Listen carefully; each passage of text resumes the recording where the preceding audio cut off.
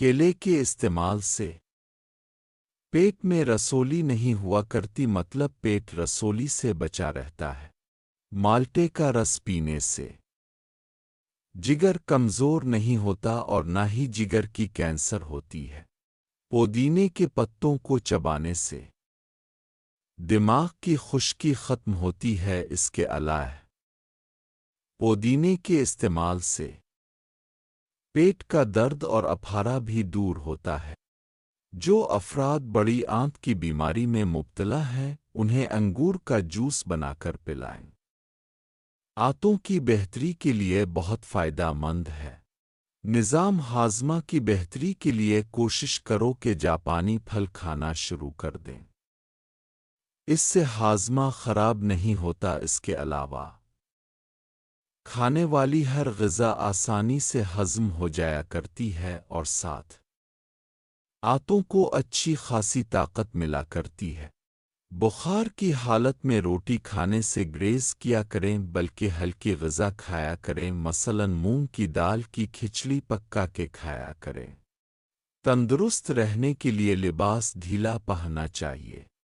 Cigarette کا زیادہ استعمال دل اور دماغ دونوں کو کمزور کرتا ہے۔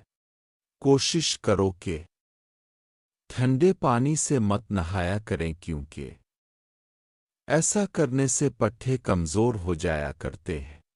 کھانا کھانے کے بعد پانی میں تھوڑی سی چٹکی نمک کی ملا کر پی لیں، کھانا جلدی ہضم ہو جایا کرتا ہے۔ مونگ پھلی کے ساتھ کشمش اور الائچی کھایا کریں، جسم میں خون کی مقدار بڑھا کرتی ہے۔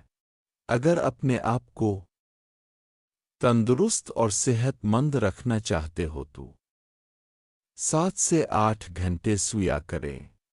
یادداشت کمزور ہے تو روٹی کو گڑ کے ساتھ کھایا کریں، بہت زیادہ مفید ہے۔ جو افراد دل اور دماغ کی بیماری میں مبتلا ہیں انہیں چاہیے کہ بھینس کا تازہ دودھ پینا شروع کر دیں، بہت مفید ہے۔ اکثر لوگوں کی آنکھیں وٹامن اے کی وجہ سے کمزور ہوتی ہے۔ زیادہ سونے سے انسان زیادہ ڈپریشن کا شکار ہو جایا کرتا ہے۔ رات کو جلدی سو جانے سے دماغ کمزور نہیں ہوتا۔ سونے سے پہلے ایک دانہ اخروٹ کا کھا لیا کریں، صبح جلدی آنکھ کھل جایا کرتی ہے۔ ناریل کے ٹکڑے کو منہ میں چبانے سے دانت کیڑا لگنے سے بچ جایا کرتے ہیں۔ کوشش کرو کہ گرمیوں میں ادرک اور پیاز کھایا کریں، کیونکہ گرمی کی وجہ سے چہرے پر نکلنے والے دانے نہیں نکلا کرتے۔ گردوں کو طاقت دینے کے لیے رات کو سیب کے مربع کے ساتھ کشمش کھانا شروع کر دیں، جسم کے پٹھے اور ہڈیاں بھی سخت ہو جایا کرتی ہیں۔ اگر وقت خاص سے پہلے کھایا جائے تو لاغر شخص بھی جوانی کے مزے لے سکے گا، پٹھے سخت ہو جایا کرتے ہیں۔